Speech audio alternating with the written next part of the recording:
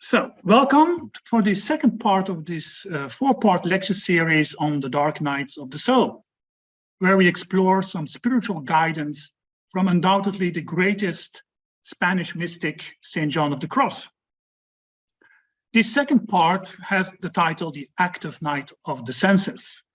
And as we have discussed in the first lecture, the active night of the senses is one of a series of dark nights of the soul.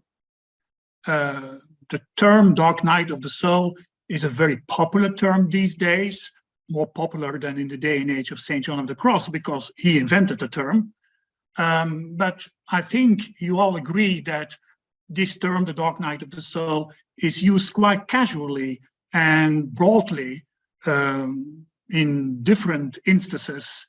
And one of the reasons why we chose to give lectures on the dark night of the soul is to clarify the deeper meaning of that whole idea, of that concept.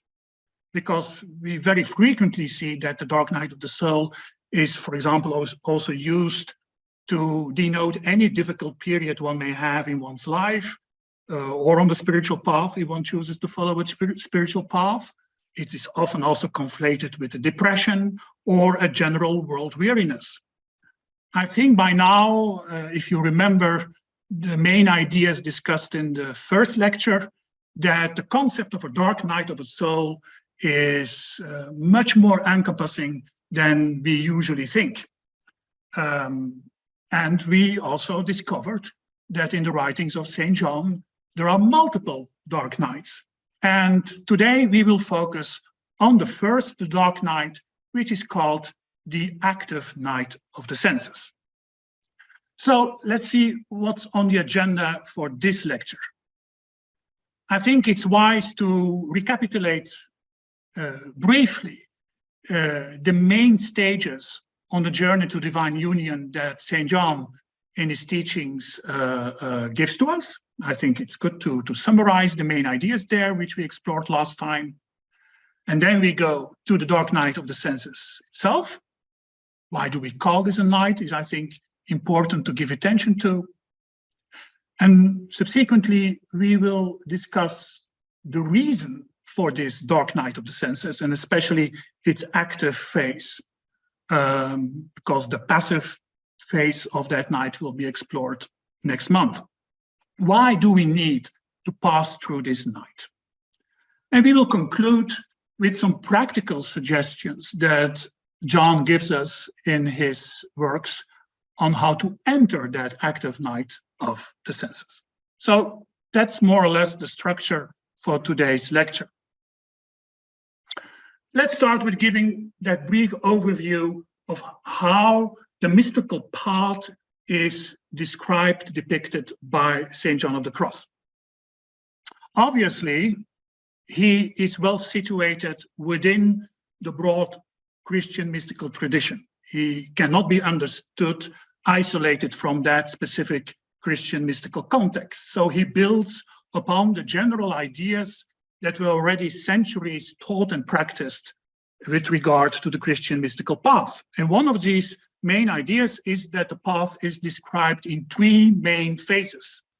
An idea that goes back to early church fathers like Saint Origen, Pseudo-Dionysius the Areopagite, and has been continuously present within the Christian mystical tradition. So naturally, he builds on that idea. And these major phases can be called with different names, but the traditional names are that the first phase consists of purification, hence it's often called the purgative life or the purgative way.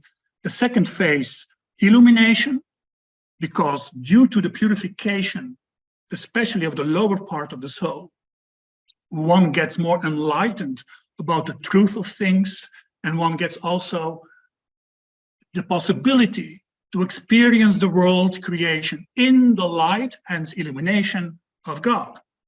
And that second phase is then leading to the final stage, the phase of union, divine union, union with God. So we can make a distinction between the stage of beginners, advanced, and perfected.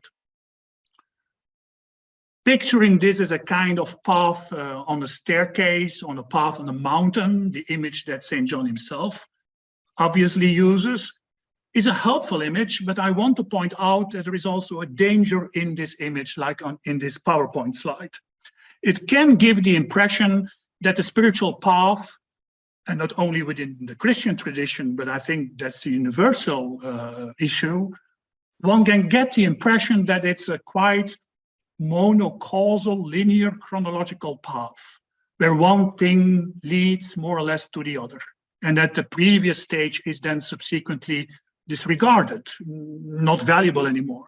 That would be a very big misunderstanding.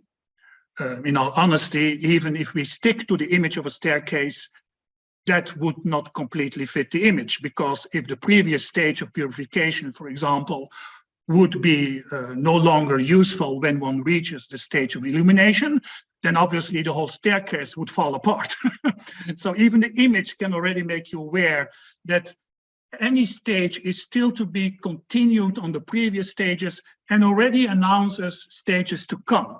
So what I mean is, although there is a general line of progression, otherwise it would not be called a journey, a way, a path, we should not forget that the earlier stages still remain as the foundations for the path, and that stages in which we are not really have full experience can already anticipate themselves and announce themselves. I hope you see that this makes clear that without a qualified spiritual guide or director, like St. John himself was, or Teresa of Avila, or another mystic, one will get very easily lost in any spiritual path. Walking in a mature adult way, a path of spiritual transformation, necessarily requires good guidance. I think that's quite a self-evident notion. Now, this is the general framework as we discussed in the first part. And what is now important to realize is that that concept of the dark night of the soul consists of several nights, and each of these nights is situated between the main phases of that journey. So in order to go from purification to illumination, the disciple has to go through the dark night of the senses, where the sensory sensual part of the soul, you could also call that the more animalistic part of the soul, has to be purified. And we have seen that we have to distinguish in the night of the senses, the active night from a passive night. After that, when one has, so to speak, one's permanent base in the stage of the advanced, of illumination, and if we would like to experience divine union with God, the stage of the perfected, there are two other nights, or one night in two dimensions, that have to be passed through. And these nights of the soul are called the active and the passive night, not of the senses, but the spirit. And what is crucial here is a deeper cleansing, a deeper purification, on the level where the soul is capable of experiencing not worldly realities, sensory realities, but spiritual realities. That will be the main topic of the final lecture of our series. So we have to go through an active night, a passive night of the senses, and an active night and a passive night of the spirit, keeping in mind that sometimes these nights can overlap each other, as I tried to make clear. And then that will then more or less lead to divine union, which St. John calls the marriage with God, with the beloved. So that's, I think, a good summary of some main ideas which we discussed last time. What is again the difference between active and a passive dimension of a night, whether it's the night of the senses or the night of the spirit? Tonight we focus on the night of the senses, the active part. What is the difference between the active and a passive night? Well, let's listen to John again. in his major work, which is completely devoted to the ascent on the mountain, he says, it must be known that the soul habitually enters the night in two ways. The one is active, the other passive. The active way consists in that which the soul can do and does of itself in order to enter therein. The passive way is that wherein the soul does nothing and God works in it. And it remains, the soul, as it were, patient. So, simply put, the spiritual path, specifically within a theistic tradition like Christianity, can be understood as a synergy, a cooperation, if you will, between the human soul on the one hand and God on the other hand. What St. John makes clear is that the phases we go through on the path require indeed the best of human efforts. We have to work and work hard, obviously, but that only goes that far. Because the deepest roots of our attachments, the deepest roots of our identifications, are by definition even not conscious to ourselves. So there comes a stage in which God takes over, in which God is the one who works into the deepest secret places of the soul. Both the active and the passive night of the senses, John explains on the basis of writing a commentary on one stanza of his famous poem, The Dark Night. We read the poem, the whole poem last time, you probably remember that. So I would like now to go to The Dark Night of the Senses by just giving his first lines of commentary on that first stanza of the poem.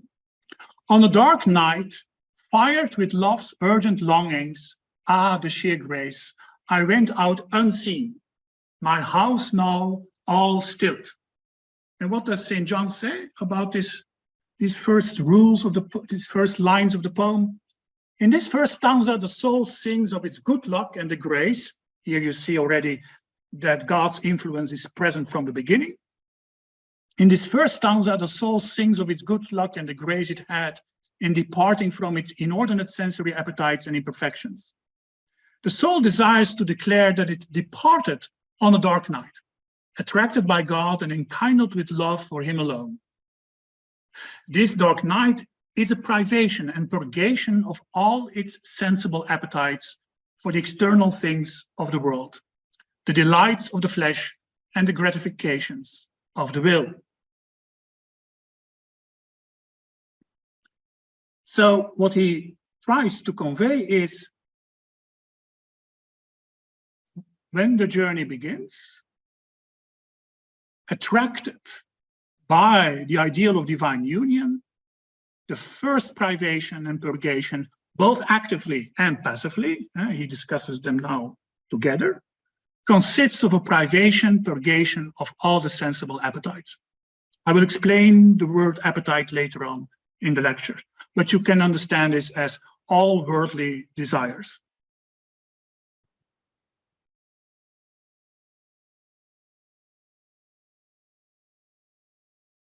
He continues, all this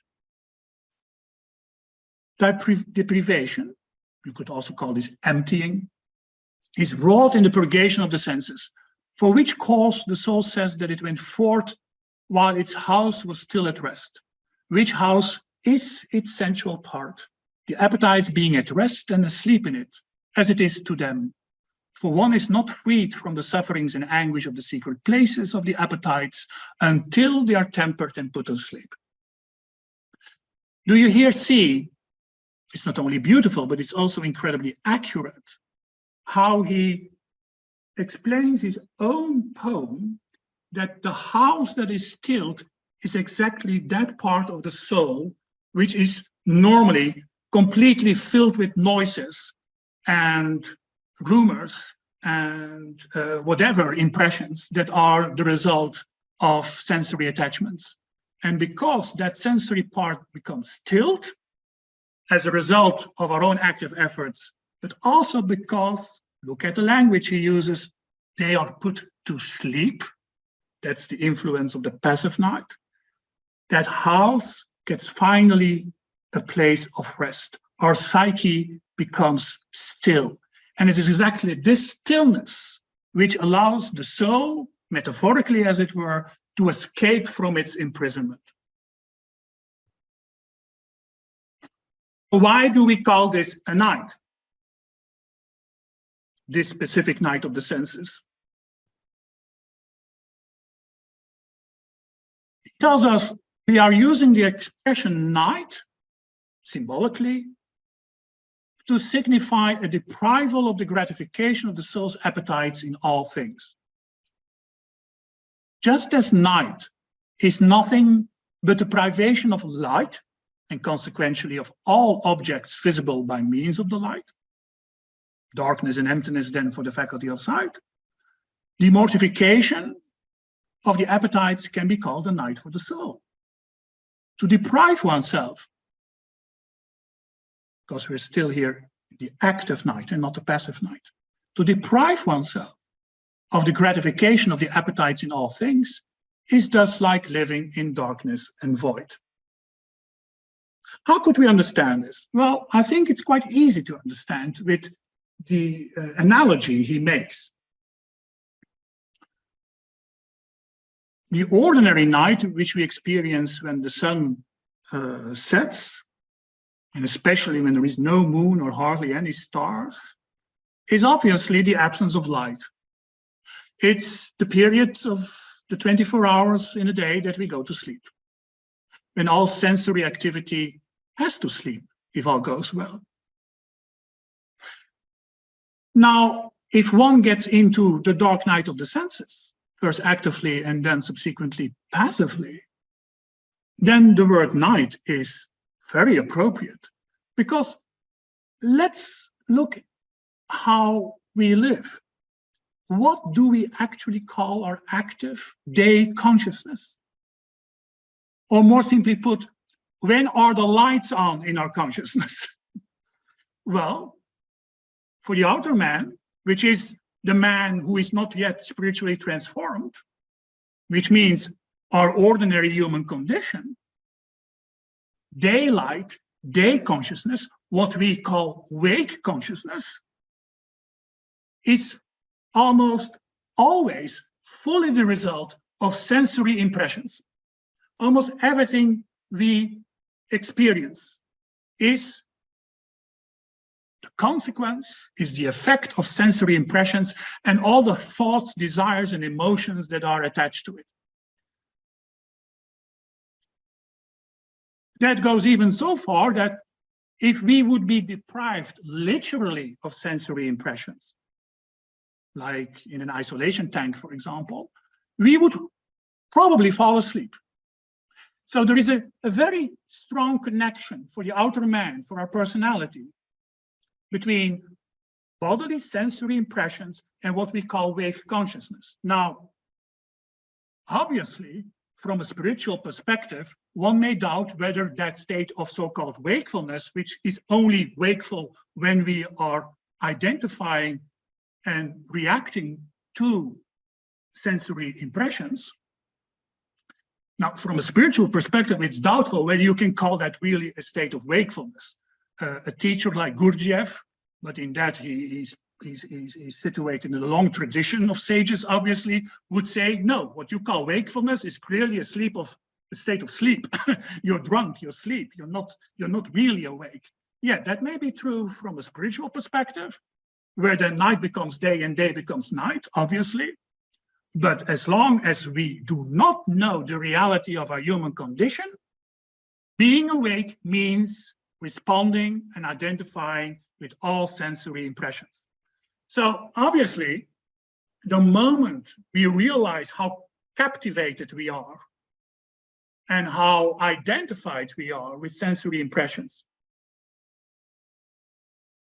and how many thoughts and desires and wishes are oriented towards that, the moment we become aware of that, and that should be an increased awareness if one walks a spiritual path like St. John invites us to, then any purposeful effort to try to purify oneself of these desires, of these identifications with sensory impressions, of these likes and not likes, of these thoughts and emotions that can only survive because they are attached to worldly interest. The moment one tries to diminish these, then naturally we will go and experience a phase that is rightly called a night.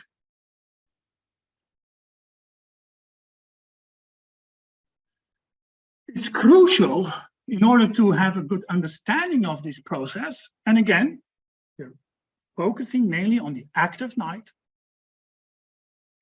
that is emptying, this detachment, which can sound very extreme and radical, and of course, even more radical within the specific monastic context from which John writes. He wrote his writings, his teachings, especially for friars. So we have to be aware of that, that some of his teachings may sounding quite strict and severe and dramatic. We have to remember that he also addresses a specific audience. Having said that, the main idea can still be applied on our ordinary level of lay people. You know, it's not because his main audience were friars that we cannot do anything with these teachings. If that would be true, we can never follow a mystic of any spiritual tradition, because their main audience is, of course, already people that have committed themselves very seriously to walk the spiritual path. But we still have to adapt it on our own level. And he's very aware of that. He's very aware that this whole dark night can be very much wrongly understood inside and outside the monastery. And since we are so outwardly directed in our need for gratification, it's almost inevitable, but not correct, to think that the active night of the senses then also primarily consists of stopping with certain outward possessions or activities.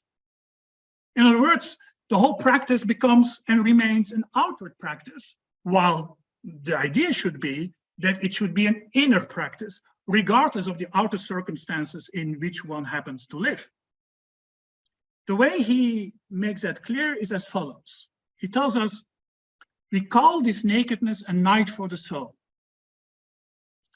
So not a night for the body, not a night for in an outward sense. No, we call this nakedness a night for the soul. For we are not discussing the mere external lack of things. This lack will not divest the soul if it craves for all these objects. We are dealing with the denudation, emptying of the soul's appetites and gratifications. This is what leaves it free and empty of all things, even though it possesses them. So, in short, the problem is, of course, not whether you're rich or poor.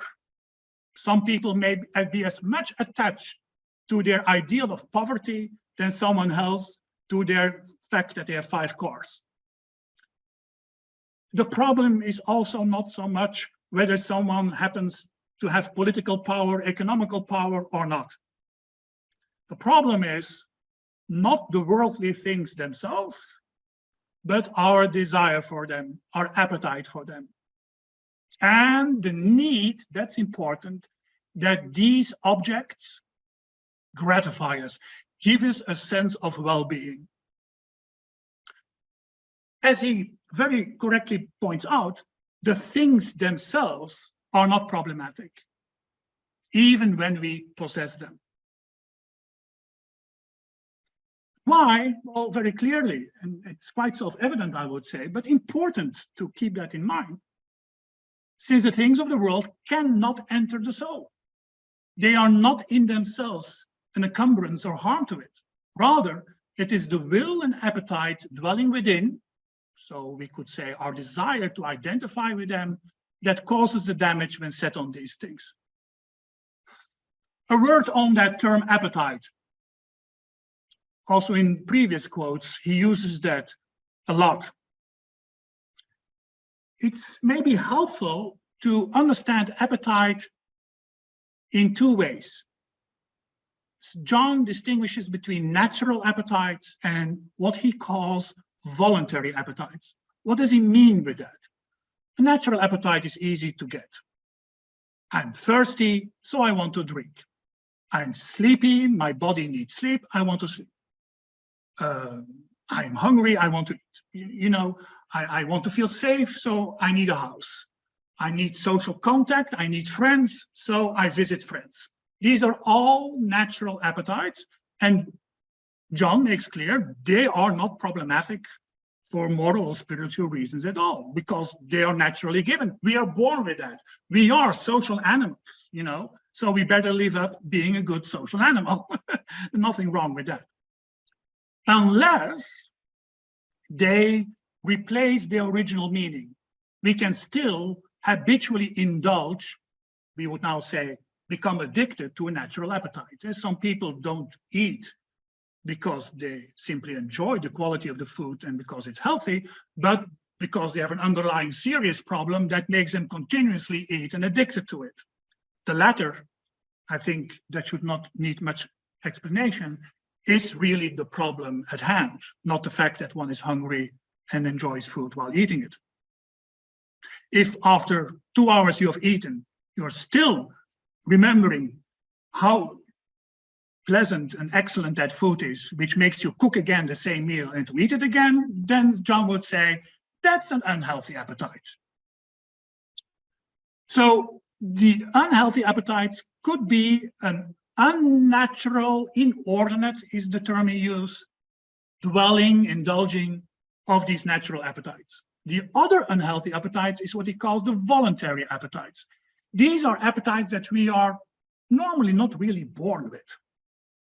No one is born with the need to watch pornography. No one is born with the need to go to a bar every day. No one is born with the need to gossip. No one, according to St. John, is born with the need to dominate other people. Neither is anyone born, to turn it around, with the need to feel inferior to other people. These are all, according to him, psychologically appetites that have grown into our psychology by conditioning, and to which we have said yes, to which we have agreed, to which we have consented, and hence voluntary appetites. And these are, of course, our biggest concern. Because why do we have them? Why do we either have an attachment to this voluntary or too much indulged natural appetites? Because they give us a sense of being alive, he says. They give us an artificial sense of being. And why do we need it? Because we think all these things fill the hole in our heart, which according to him, only God can satisfactorily fill. So he would say, the real thing that in the end any addict really wants is divine union, but he doesn't know it. And that's why all these attachments are in the end unsatisfactory and make one unhappy. He would fully agree with this psychology, which can also be found, for example, in Buddhism.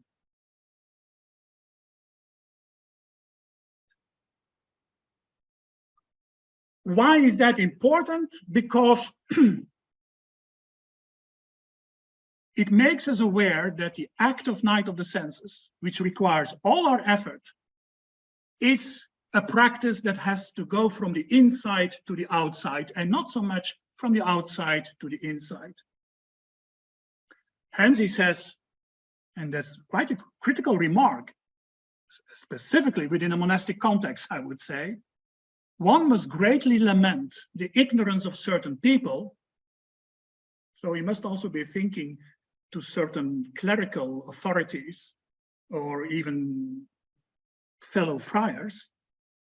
One must greatly lament the ignorance of certain people who burden themselves with extraordinary penances and with many other voluntary practices, and think that this practice or that will suffice to bring them to the union of divine wisdom.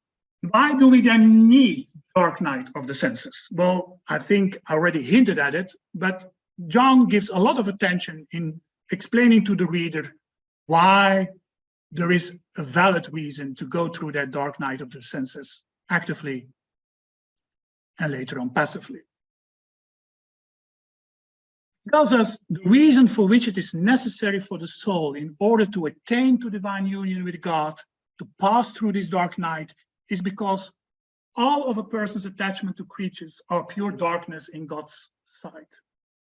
So, as I try to make clear, what we ordinarily consider to be light, the light of our life, is from the perspective of God's side, pure darkness. You see how we place with the imagery of light and darkness, how it goes in both ways. So clothed in these affections, and you may read affections also as attachments, clothed in these affections, people are incapable of being enlightened and possessed by the pure and simple light of God. For light cannot agree with darkness, since, as St. John the Apostle says, the famous prologue of his gospel, the darkness cannot receive the light. And that comes from the prologue of his gospel. The word was with God. In the beginning was the word was with God, the word was God, the word was alive and light of men. The light shined in the darkness, but the darkness could not comprehend, receive the light. Further on says, and that's quite a metaphysical approach, the reason is that two contraries, light and darkness, cannot coexist in the same person. And that darkness, understood as an attachment to creatures, and light, which is God, are contrary to each other and have no likeness or accord between one another. One who is in darkness does not comprehend the light, so neither will a person attached to creatures be able to comprehend God. Until a soul is purged of its attachments, it will be unable to possess God. It's quite a philosophical approach to the problem at hand. Two contraries cannot exist in the same state of consciousness. As Jesus says in the New Testament, you cannot serve God and the mammon at the same time. You have to make a choice. In that sense, it's radical. Unradical spirituality is a contradiction in terms, in that sense, that it takes time and the whole process to let that radicality unfold itself. That's also true. But as a principal issue, any genuine spiritual path shares that same radicality. Two contraries cannot coexist. Okay. Now, there is now a quite obvious question that may be raised. Why not? What is the reason behind this argument? Well, John would say,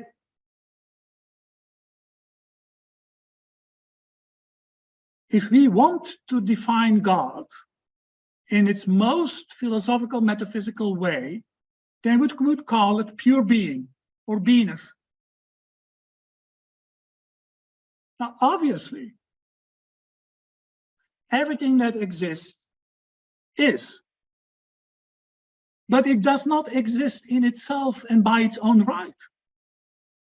Any creature, any being is and is only capable of being because being as such underlies any creatures and all creatures. Otherwise put, our own being does not belong to ourselves. It's given. It's constantly given, emanated by the deity. And what we constantly do is appropriate our being and call that me, I, myself, and isolate it from the whole creation and the source of creation. That way, we have an illusory sense of being, an illusory sense of identity who wants to compete with being itself. Of course, that's impossible to succeed. But the moment you understand that only God deserves to be called being, or only being deserves to be called God, and that our own being is derived from it because we participate to that infinite being, the moment you get that, then it's correct to say that from that perspective, our own existence is like nothing to God. That doesn't mean we are despicable, bad, sinful people in the very narrow sense of the word, and also very shameful and harmful sense of the word. No, it's much deeper than that.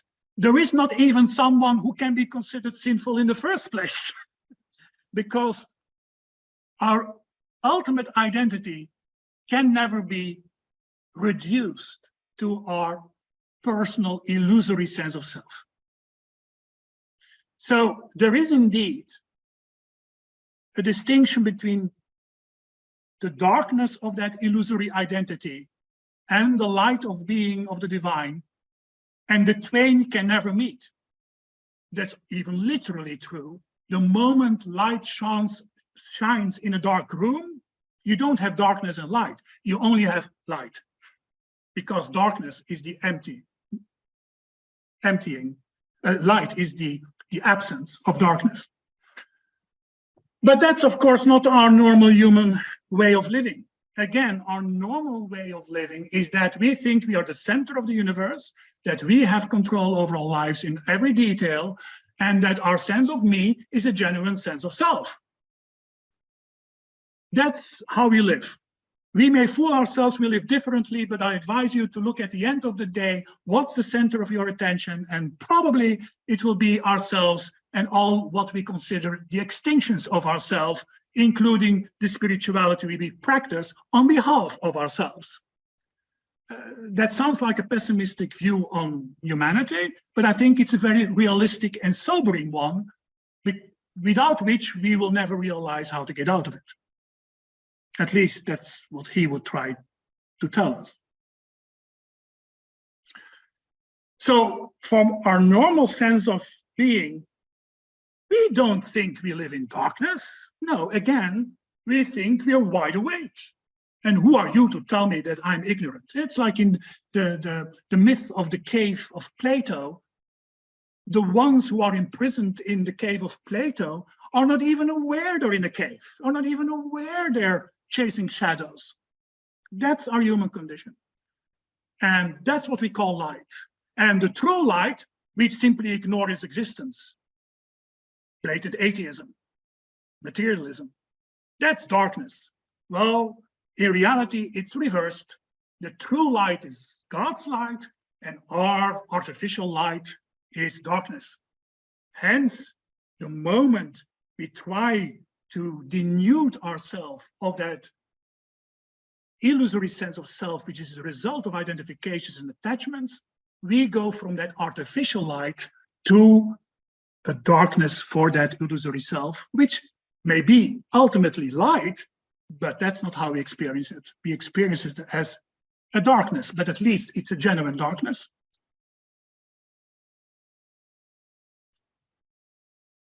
It's interesting to note that John gives a lot of attention how attachment works.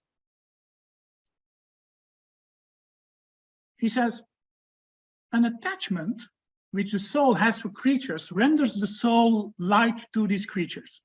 With creatures, you have to understand any phenomenon. So not only a dog or a cat, but any sensory impression it can be equated with a creature. So an attachment which the soul has for creatures renders the soul like to these creatures. The stronger is his attachment, the closer is the equality and likeness between them. For love creates a likeness between that which loves and that which is loved. So simply put, what he says is, and that's a brilliant psychological insight, we become what we love. And that's true. But he even goes further. He says, and thus he that loves a creature becomes like that creature, as low as that creature. And in some ways, even lower. For love not only equates, but even subjects the lover to the object of his love. That's brilliant. What he tries to make clear is that when we are attached to a certain worldly object or creature, it's not only that we become like what we desire, what we love, what we want, but we really degenerate to the level of what we love. We become even lower because it's in the nature of loving something that we clearly appreciate that something as the highest value and meaning of our life. In other words, something above us that may be riches, that may be power, that may be a job, maybe a partner, maybe whatever. But by identifying with that object of desire, we not only become that object, we even become lower than that. And that's, I think, a very interesting insight. Here we have that quote I want to give about the relationship between the being of creatures and the being of God, to which I gave some attention. All the being of creatures then, compared with the infinite being of God, is nothing. So read carefully, eh? All the being of creatures, compared with the infinite being of God, is nothing. I think that doesn't need any explanation anymore. And therefore, anyone attached to creatures is likewise nothing in the sight of God. And even less than nothing, for as we have said, love makes equality and likeness, and even sets the lover below the object of his love. And therefore, such a soul will in no wise be able to attain to union with the infinite being of God. For that which is not can have no communion with that which is. That's brilliant. That final sentence, put that on a post-it on your fridge. That which is not can have no communion with that which is. From that perspective, obviously, what one then realizes in that dark night of the senses is that, for instance, all the worldly wisdom one has, all the intellectual knowledge, all the power, capacities, abilities one has, which are valuable in their own field, obviously, are compared with the infinite wisdom of God, pure and supreme ignorance. So that means that anyone who values their own knowledge, capacity, well, that in order to come to union with the divine wisdom are to be considered supremely ignorant in the sight of God and will remain far removed from that wisdom. Again, if I'm a doctor and I have incredibly amount of knowledge in how to cure cancer, that is of an incomparative value with regard to curing cancer, but has no value with regard to the divine union of God. Or, more interesting, I may have all the knowledge, I mean intellectually, about the writings of St. John. And I may quote him in a lecture, like today, as much as I can. That has its value because, you give information and hopefully also a little bit of inspiration. But in itself, if I believe that having all that knowledge as a result of studying can ever replace the divine wisdom of God, then I'm really the most ignorant person who is walking the path. Same for our feeling of autonomy or sovereignty, as he would say, and freedom. All the sovereignty and freedom of the world, which of course in this day and age was restricted to a leading class of nobility, all the sovereignty and freedom of the world compared to the freedom and sovereignty of the Spirit of God is utter slavery, anguish, and captivity. And now he says something very beautiful and simple, but true. Freedom cannot abide in a heart dominated by desires. In a slave's heart, it abides in a liberated heart, in a child's heart. That's probably why Jesus says, let the children come to me. he doesn't mean by that literally only infants, but he means persons who have a childlike attitude. A Zen Buddhist would say, persons with a beginner's mind. Now, you hear that, at least that's how it works with me, that all can sound quite extreme. Too much for us. We could even interpret it, maybe not so much the passages I quoted, but many other passages he gives, as world denying, negative towards the world, contempt of the world, body denying. That would be a huge misunderstanding of what he's saying. John does not give us a specific metaphysical worldview, and definitely not one which would be then more in agreement with some Gnostic dualism, where the world is evil, even created by an evil demiurge, and spirit and God is good. That's a dualism which is not part of the original Christian tradition, and with which he can never agree.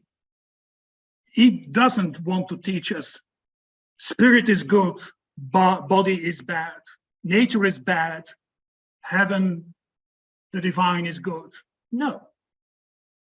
What he tries to make clear is that what we experience as the world, even what we experience as our own bodily needs, are actually not the world as it really is and the body as it really is. We have a completely distorted relationship towards the world and the body, exactly by our attachment. And we are not even aware of that because we don't remember, or we are not sufficiently realizing how the world would be experienced from a detached perspective. He would say, then love would enter the picture. Love is the result of detachment, or otherwise put, you can only truly love the world and other people if you're not attached to them, because as long as you're attached to them, they only have a value in proportion to your attachment, in proportion to what you like. So this is not a world-denying perspective that he gives. That could only be if you wrongly interpret his message. What he tries to enable is that we become aware of a more illuminated experience of the world and ourselves and our neighbor.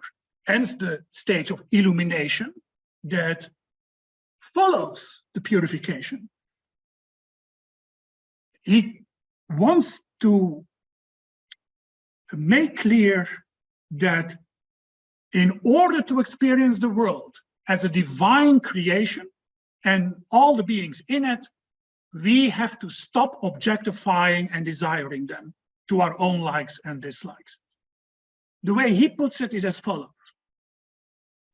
Disciple will find greater joy and recreation in creature through his detachment from them, for he cannot rejoice in them if he looks upon them with attachment to them as his own. That's beautifully put, huh?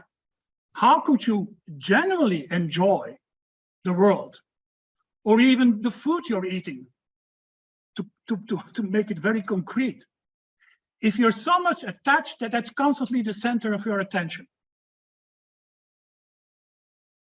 So you can only truly enjoy life, the world, if you become space and openness for the world and stop grasping to it.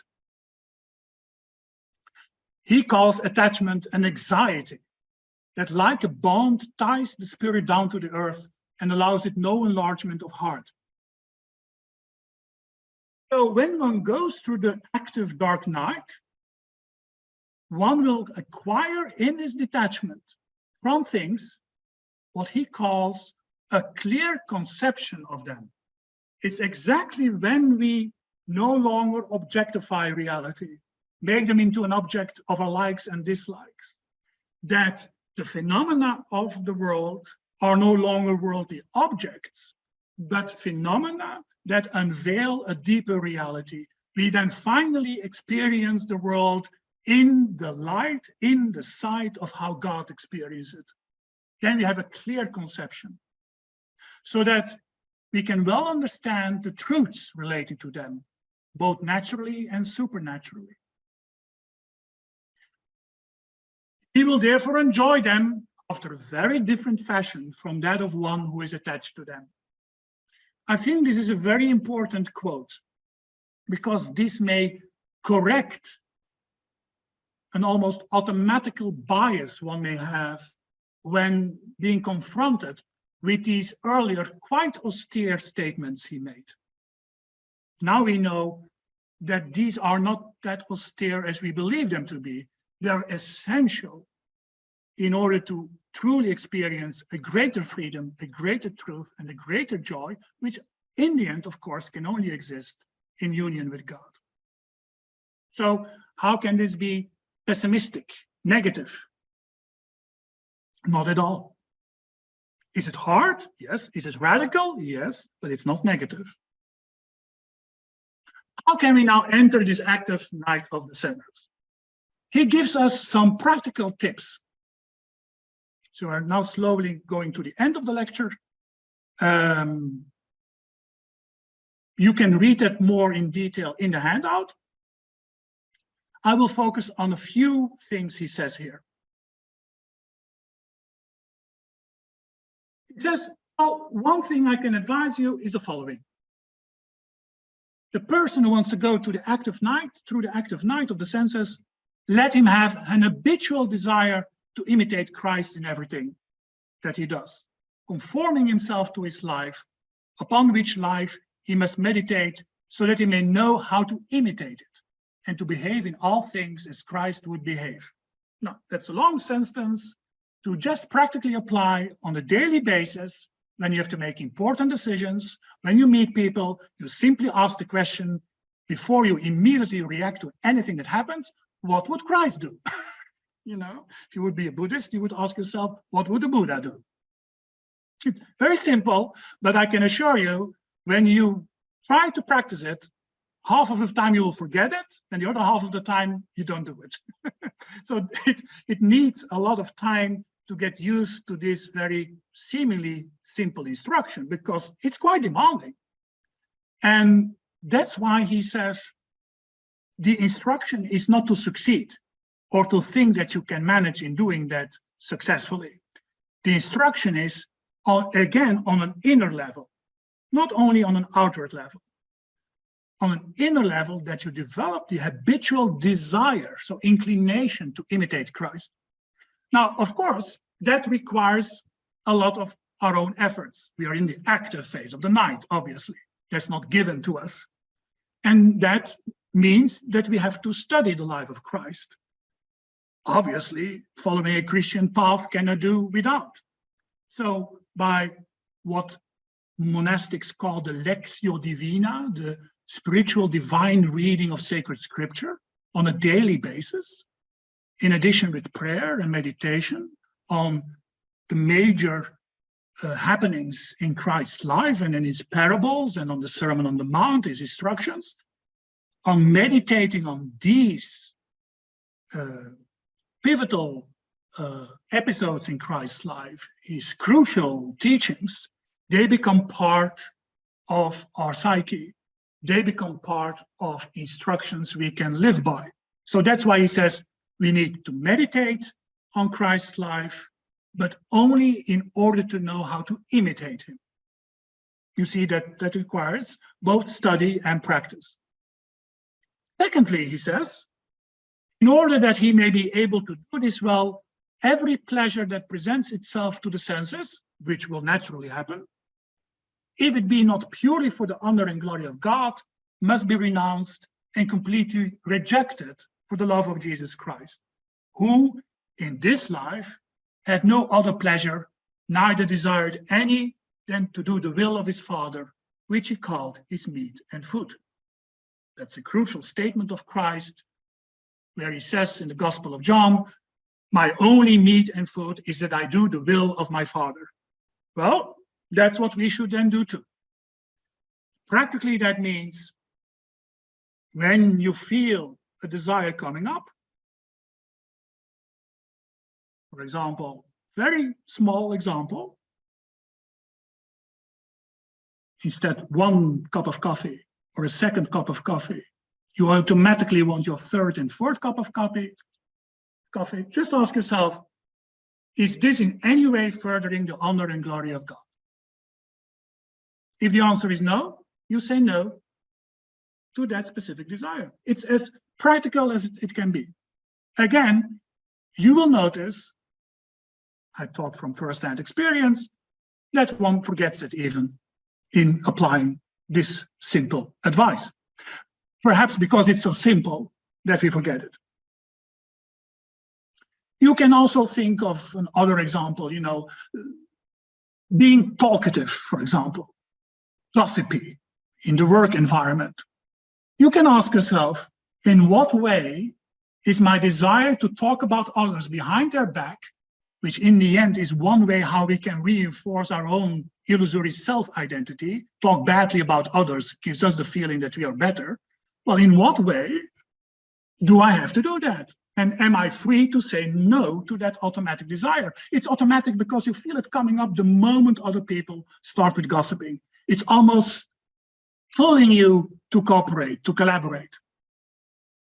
One person may be temperamentally more inclined to do that than the other, but I think you all recognize more or less what I'm talking about. Well, that pleasure of listening or even practicing gossip, saying bad things about other people, is that for the honor and glory of God? Obviously not. So that's how concrete he wants to make it. And my example is more or less copied from what he himself says. He also makes it very concrete. I forgot that, so I should have been patient, but he says it himself. I take this example. If there present itself to a man the pleasure of listening to things that tend not to the service and honor of God, let him not desire that pleasure, nor desire to listen to them. And if there present itself the pleasure of looking at things that help him not Godward, let him not desire the pleasure or look at these things. And if in conversation or in something else such pleasure presents itself, let him act likewise. Again, read carefully. He never says that, again, things are bad in themselves. It's our desire towards them. See how many times the word desire comes back. And he's very, very realistic. If you happen to be in a place where you hear things that are not really morally and spiritually accepted, for example, you hear things in the news which are offensive. You hear things on the train, at the work floor, at the reception. Well, you cannot stop listening to these things. You cannot magically get out of the train. Well, you could stop listening to the news maybe, but you cannot feeling constantly irritating during the reception because things are being talked about you would not like to participate in. Well, he's not saying that. He's not saying leave the place where you are. He says, make that now into a practice. Do not go innerly, psychologically with that whole process. Stop there, inwardly. Do not, if you feel that secretly you're still enjoying what people are saying, do not desire that enjoyment. So I think this is very useful. And similarly with respect to all the senses, so far as you can fairly avoid the pleasure in question, then avoid it. But if you cannot, it suffices that although these things may be present to your senses, that you desire not to have this pleasure.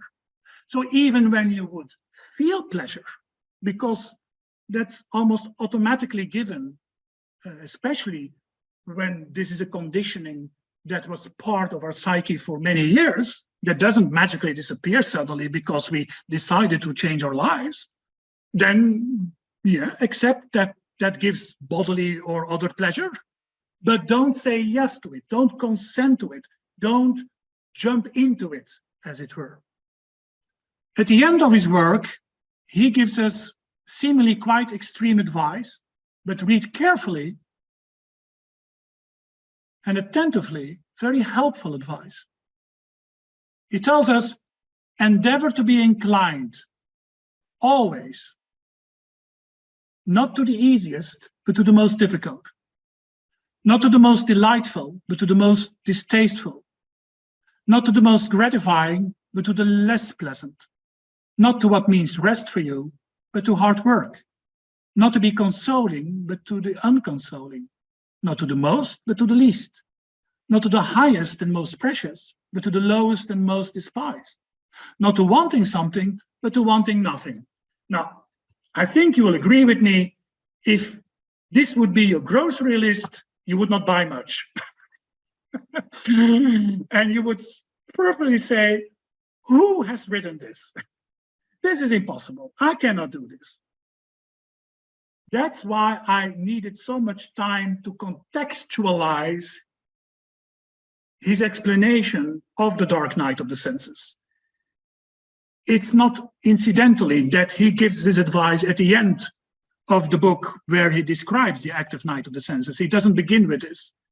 He first explained, as I try to do, why we need a dark night, what does it mean, what does it not mean, and then he gives some instructions. And they have to be understood with the philosophy and psychology behind it. So what is he telling us here? What does that mean? Without us panicking, dramatizing, or interpreting this as, again, world-denying, negative, and not our cup of tea.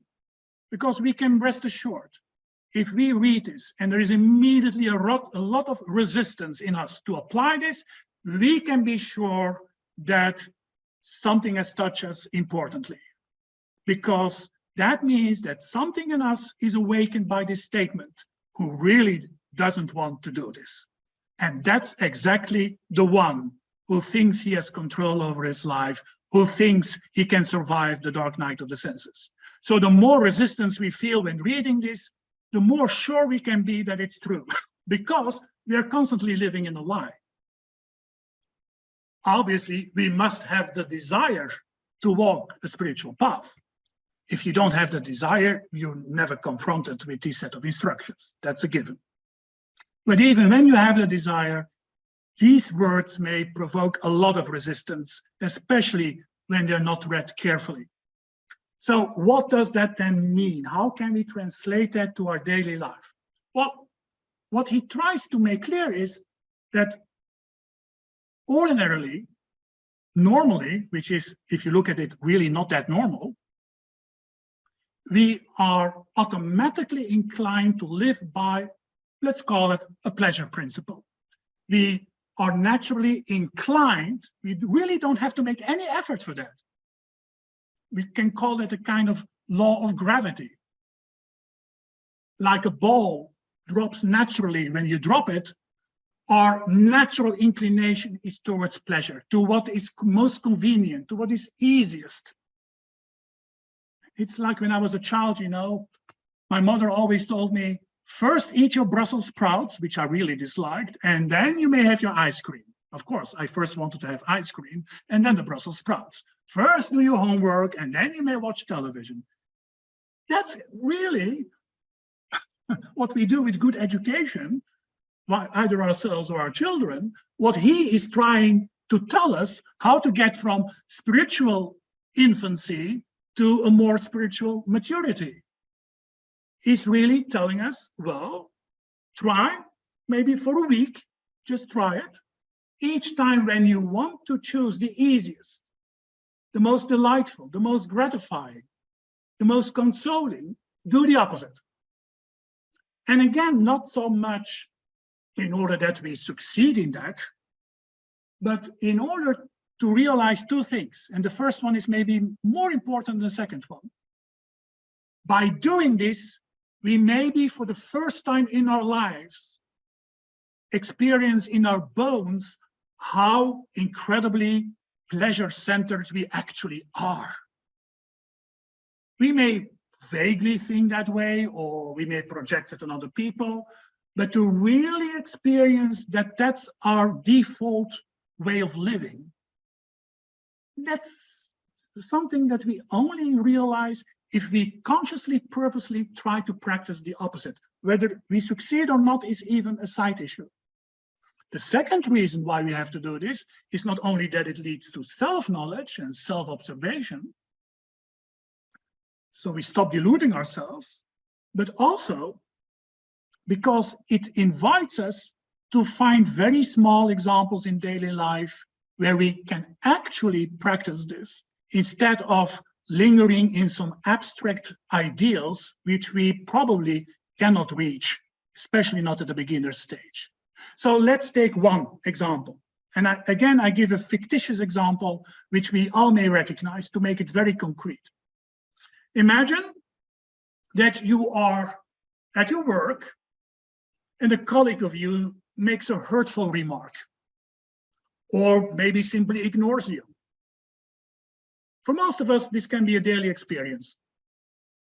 It could be, depending on how your psyche works, that you automatically want to find consolation, comfort, by phoning a friend, talking with another colleague about that bad colleague, in order to improve your sense of self-worth, which is clearly damaged by that bad comment or ignoring you of the colleague. Well, what St. John would then advise you is, do not search for consolation or comfort, but for the opposite. So don't phone your friend for explaining, did you know what happened? He or she said this to me. This is unacceptable. And then, of course, your friend, because he's a friend, will confirm that and you'll feel better. Your friend will probably not say, yeah, your colleague is right. So you are seeking consolation. Well, don't do that. Another easy example. You have to choose between preparing a lecture. I will not say which one. It's definitely not a personal example. You have to prepare that, it's time consuming, and your favorite detective is on. Well, my natural inclination, now you know who I'm talking about, would be, well, I'm first going to watch the detective and then I will still work and prepare my lecture. No, St. John says, no, don't do it. Go to your desk, prepare your lecture. So these instructions, they may seem quite extreme, but they're really very practical and fun to play with. But you have to apply it with that sense of humor and with that sense of exploration of getting to know yourself better. That's really part of that dark night of the senses. Would now like to end with the final quote he gives on this topic, and then 5 minutes break, and we can address some questions. A very beautiful piece, I will not comment on it. To reach satisfaction in all, desire satisfaction in nothing. To come to possess all, desire the possession of nothing. To arrive at being all, desire to be nothing. To come to the knowledge of all, desire the knowledge of nothing. Or go from the all to all. You must deny yourself of all in all. And when you come to the possession of the all, you must possess it without wanting anything. Because if you desire to have something in all, your treasure in God is not purely your all. Thank you for your lovely and kind attention. And I would now suggest we have 5 minutes break.